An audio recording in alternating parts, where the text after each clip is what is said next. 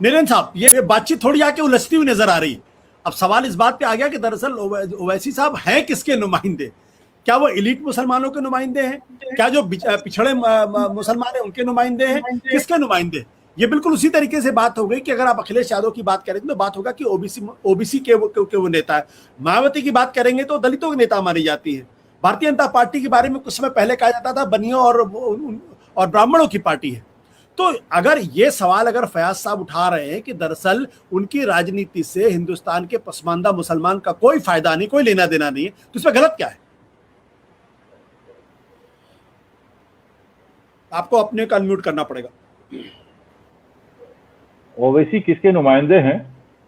जैसा कि बाकी वक्ताओं ने कहा है कि वो हैदराबाद के एक इलाके के नेता हैं, तो मैं ये समझता हूँ कि नुमाइंदगी जो है ना, वह अगर मैं कहीं पर चला जाऊं और लोग मुझे नेता मान ले, ऐसा नहीं है। आज की राजनीति में, जैसा कि बंगाल में खास करके देखा गया है कि जब कोई वैक्यूम होता है तो नेतृत्व तो अपने आप आ जाता है। जैसे तृणमूल का मुकाबला करने के लिए जो तृणमूल विरोधी वोटर था, उसको लेफ्ट और कांग्रेस में यकीन नहीं हुआ कि ये तृणमूल का मुकाबला कर सकते हैं, तो उन्होंने बीजेपी को सपोर्ट कर दिया। बीजेपी का यहाँ ना कोई संगठन है, ना कोई नेता है, फिर बीजेपी 73 सीट ले जाती है। तो मुझे लग रहा है कि ओवैसी जहां जहां जा रहे हैं वहां कोई वैक्यूम नहीं है। बिहार में भी वैक्यूम नहीं है। बिहार के जो मुसलमान वोटर, उनको लग रहा है कि ओवैसी अपने आप में बीजेपी को हरा नहीं सकता। अगर उनको लगता कि ओवैसी हरा सकते हैं तो ओवैसी को नुमाइंदा मान लेते, या फिर अपने यहां से ही किसी नेता को बना लेते। ओवैसी की जरूरत ही क्या है? यूपी में भी मुझे ऐसा लग रहा है कि मुसलमान जानते हैं कि ओवैसी हो सकता है कि उनकी तारीफ करते हो कई लोग, मेरे ख्याल से पार्लियामेंटेरियन के रूप में उनकी काफी तारीफ होती है। बाकी मुद्दों पर मैं बहुत गहरी समझ नहीं रखता, इसलिए कहना, मैं बंगाल में हूं अभी, इसलिए मैं उस पर नहीं कहना चाहूंगा। लेकिन यूपी में कोई वैकेंसी नहीं है।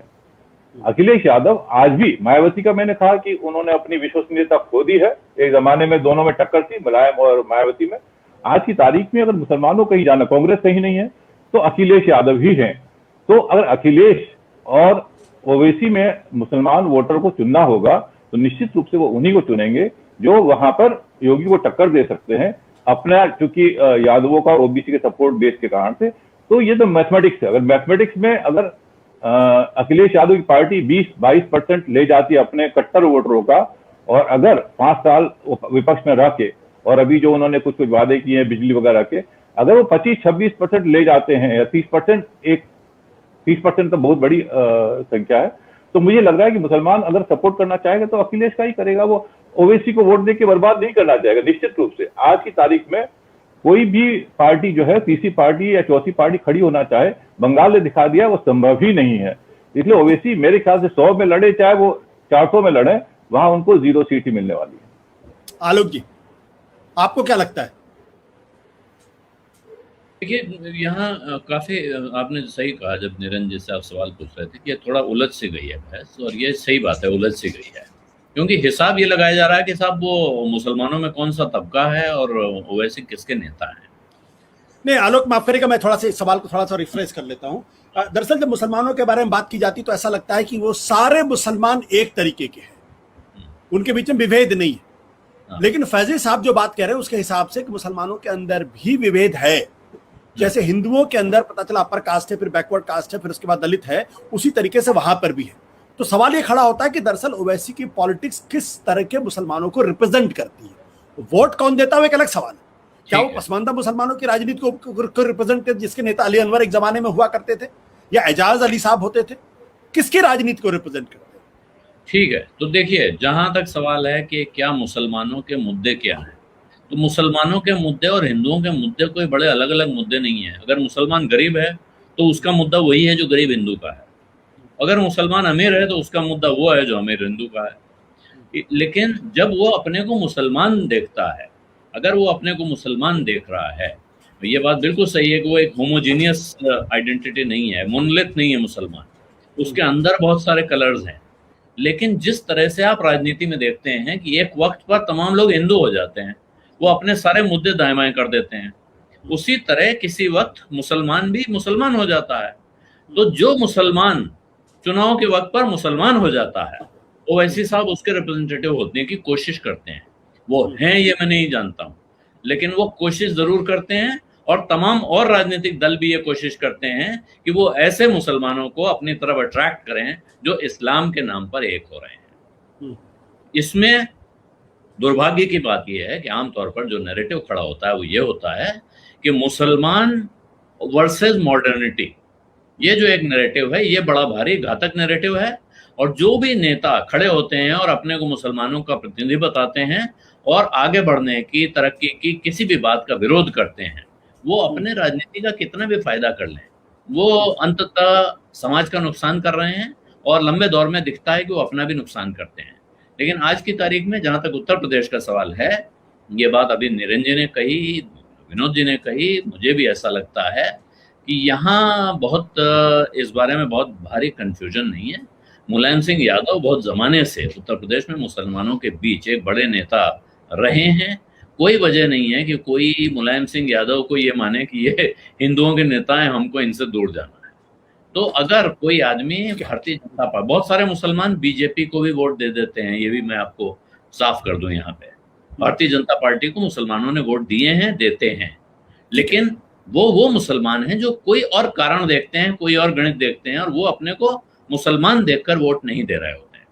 जो खुद को मुसलमान देखकर वोट दे रहा है, जिसको लगता है कि शायद बीजेपी की राजनीति हमारे लिए बड़ी घातक है, नुकसानदेह है, हमको इनसे बचना है, तो फिर वो जाहिरा तौर पे वो समझदार होगा, जरा भी उसके अंदर अकल होगी तो देखेगा कि वो कौन है जो इस राजनीति को या इस पार्टी को टक्कर दे रहा है। वो फिर वोट इसलिए नहीं देगा कि अच्छा साहब हमारे सामने ओवैसी साहब आ गए तो हम इनको वोट दे दें, हमें तो ये कोई दीन का काम करने थोड़े निकला है, वो पॉलिटिक्स करने निकला है। और वो ऐसे आदमी को वोट देगा जिसके जीतने की संभावना उसको ज्यादा से ज्यादा दिखाई पड़ेगी। ठीक है, समी साहब आप कुछ इंटरवीन करना चाहते हैं, प्लीज। म्यूट है। छोटी सी एक चीज पूछना चाह रहा था कि कैसे तय होता है कि कौन रिप्रेजेंट करता है या नहीं करता है, कैसे तय करते हैं लोग? नहीं, क्या आप मुझसे पूछ रहे हैं? जी, सबसे पूछ रहे हैं, आप सबसे, जिनको भी ये आपत्ति है कि ओवैसी या कोई भी नेता, मेरे हिसाब से एडवांस में कुछ तय नहीं होता है, एडवांस में कुछ तय नहीं होता है। मैं अभी कैसे तय होता है कि वो, पहली दो बात है इसमें कि वो उन्होंने कब कहा कि मैं मुसलमानों को रिप्रेजेंट करता हूं या उनका मैं नुमाइंदा हूं, और दूसरी बात कि हम लोग कैसे तय करते हैं कि कोई नुमाइंदा है या नहीं। बट समी साहब ये सवाल थोड़ा सा अधूरा इसलिए क्योंकि जो ओवैसी साहब पॉलिटिक्स है, जो उसका ऑप्टिक्स है, उस ऑप्टिक्स में इनबिल्ट है कि वो मुसलमानों की नुमाइंदगी करते हैं, मुसलमानों की पॉलिटिक्स करते हैं। जैसे बीजेपी की ऑप्टिक्स में इनबिल्ट है कि वो हिंदुओं की राजनीति करते हैं, हिंदुओं की पॉलिटिक्स करते हैं, इनबिल्ट है, वो कोई एक्सप्लेन नहीं करता। भारतीय जनता पार्टी कभी नहीं कहती कि उसको मुसलमानों का वोट नहीं चाहिए। अगर आप ऑन रिकॉर्ड पूछेंगे तो कभी नहीं कहेंगे। वो ऑफ द रिकॉर्ड 50 तरीके की बातें करते। ऑफ द रिकॉर्ड आप ओवैसी से भी पूछिए, वो ऑन रिकॉर्ड कहते हैं कि आप बस नहीं ऑफ द रिकॉर्ड। चलिए, सभी साहब के सवाल का मैं नहीं, एक मिनट, एक सेकंड। बीजेपी के लोग कहते हैं कि मैं हिंदुत्व के समाज की बात करता हूं, इसमें कोई दो राय नहीं होनी चाहिए। अब मैंने सुना है, आप हर जगह पढ़ लीजिए, कहते हैं कि मैं हिंदुत्व की राजनीति करता हूं। मैंने पहले कहा था समी साहब कि कुछ लोग चुनाव से पहले कहेंगे, बड़े नेता नहीं कहेंगे, छोटे कहेंगे, तो ये इस तरह का खेल चलेगा, ये होता है। तो इस तरह से ओवैसी के बारे में भी हमें, जो जब हम टेलीविजन पे उन्हें देखते हैं, वो हमसे बात करते हैं तो एक तरह की बात करते हैं, और जो हमारे दोस्त बताते हैं कि जब वो अपनी मजलिस कर रहे होते हैं, जब वो अपना जुलूस निकाल रहे होते हैं, रैली कर रहे होते हैं, वहां वो जो भाषण देते हैं या जो क्लोज गैदरिंग में भाषण देते हैं, वो अलग किस्म का होता है। तो ये जो पॉलिटिक्स में है, मैं किसी और इसमें कोई ये दो को आइसोलेट नहीं करना चाहिए। तमाम लोग जो राजनीति में है वो इस तरह की बातें करते हैं, वो यहाँ कुछ कहते हैं, वहाँ कहते हैं, इसमें कोई वो राजनीति का पाखंड है, वो तो एक अलग चीज। विनोद जी आप जोड़ना चाहते हैं? समी साहब, मैं दो बातें जोड़ना चाहता हूँ। एक तो पहले मैं समी साहब की बात का जवाब दे दूं कि कैसे तय होता है कि कौन नुमाइंदगी करता है, कौन नहीं करता। इसका पैमाना सीधे अगर इलेक्टोरल पॉलिटिक्स में देखें, चुनावी राजनीति में, तो जिसके कहने पर कौम के अधिकांश लोग वोट करते हों वो नुमाइंदगी करता है।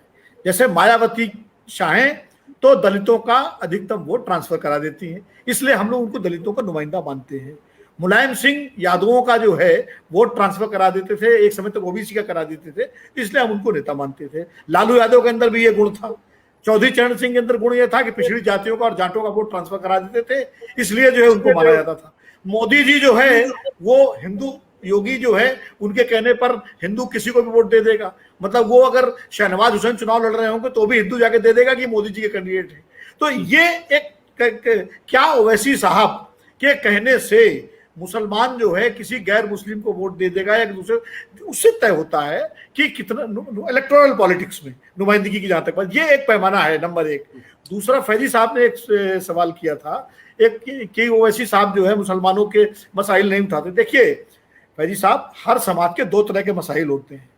एक मसाइल होता है जो उनका इंटरनल होता है, तो जाहिर है पसमानदा मुसलमानों के सवाल जो है वो जो अशराफ मुसलमान है। देखिए सामाजिक न्याय, मैं सामाजिक न्याय जो है आंतरिक मामला नहीं, ना हिंदू का ना मुस्लिम का। फैजी साहब मुझे बोलने दीजिए ना, मुझे बोलने दीजिए। एक सवाल ये होता है कि इंटरनल समाज के बीच के जो मुद्दे होते हैं, हिंदुओं में भी बहुत सारे मुद्दे हैं और कुछ मुद्दे ऐसे होते हैं जो पूरे समाज को प्रभावित करते हैं। सत्य हिंदी का ऐप डाउनलोड करें गूगल प्ले स्टोर पर।